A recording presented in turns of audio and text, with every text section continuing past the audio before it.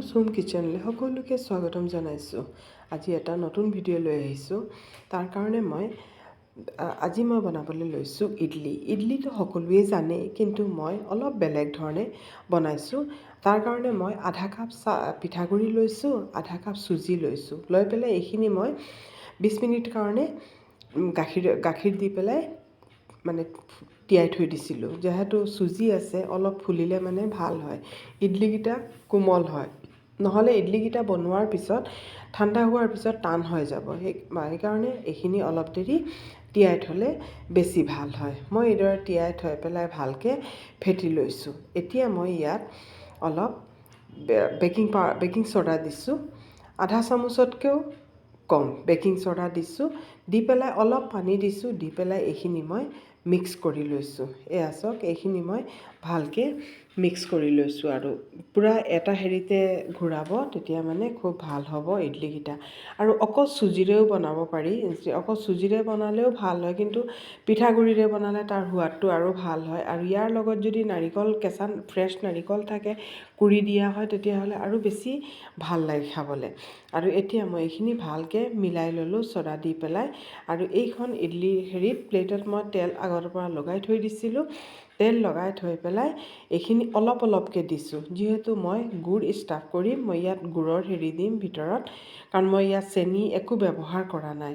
মই ইডলিকেইটাত বেটাৰত মই একো চেনি ব্যৱহাৰ কৰা নাই। এতিয়া মই ইয়াত গুড় দি দিম। এই ধৰণে গুড় ভিতৰত দি দিম। আৰু গুড়খিনি দিওঁতে এটা হিচাপত দিব, যাতে বাহিৰলৈ ওলাই নাযায়। আৰু আমি যেতিয়া পিছত বেটাৰখিনি ঢালিম, তেতিয়া গোটেইখিনি ভালকৈ ঢাকি যোৱাকৈ দিব লাগিব। এই ধৰণে মই যি ধৰণে দি গৈছোঁ, এই ধৰণে দি যাব।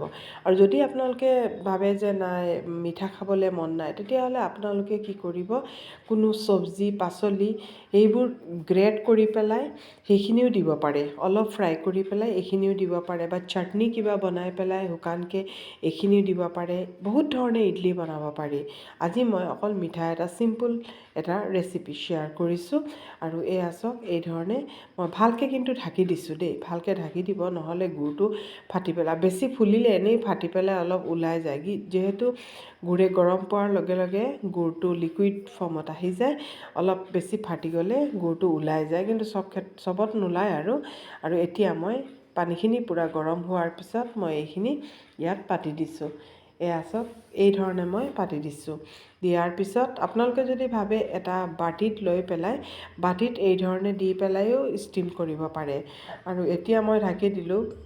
10 মিনিট পিছত 10 মিনিট নালাগে, আৰু কমেই হ'ব, কম 6-7 মিনিট পিছতে এটা ষ্টিক এটা সোমোৱাই চালোঁ, নাই, লাগি ধৰি অহা নাই, আমাৰ ইডলিখিনি ৰেডি হৈ গ'ল। আৰু এতিয়া ইডলিখিনি মই নমাওঁ। চাওকচোন কিমান ধুনীয়াকৈ ফুলিছে, আৰু খাবলৈ যে ইমান টেষ্ট হয়, কাৰণ ভিতৰটো পূৰা লিকুইড হৈ থাকে, আৰু খাবলৈ খুব ভাল লাগে। আৰু চেনি তেনি মই একো ব্যৱহাৰ কৰা নাই। এই ধৰণে মই বনাইছোঁ। আৰু নাৰিকল দি ইয়াত অলপ খালি নাৰিকল হ'ব। আজি মোৰ ওচৰত নাৰিকল নাছিলে বাৰু, নাৰিকল দিয়াৰ পিছত আৰু বেছি ভাল হয়। এতিয়া এইখিনি মই ঠাণ্ডা হোৱাৰ পিছতহে মই এইখিনি খুলিম। এয়া চাওক, এইখিনি ঠাণ্ডা হৈছে। এতিয়া মই এই ধৰণে উলিয়াইছোঁ। চাওকচোন কিমান ধুনীয়া হৈছে। আৰু এটা ফাটি পেলাই, দুটা ফাটি পেলাই অলপ ওলাই গৈছে, কিন্তু গোটেইখিনিৰ কিন্তু ওলোৱা নাই।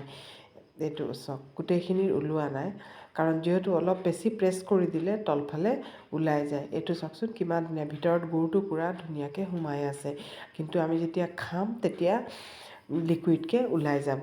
আৰু এয়া চাওক, মই কাটিছোঁ, চাওকচোন ভিতৰটো কিমান ধুনীয়া হৈছে। আপোনালোকে এবাৰ ট্ৰাই কৰি চাবচোন, খুব ভাল লাগে খাবলৈ।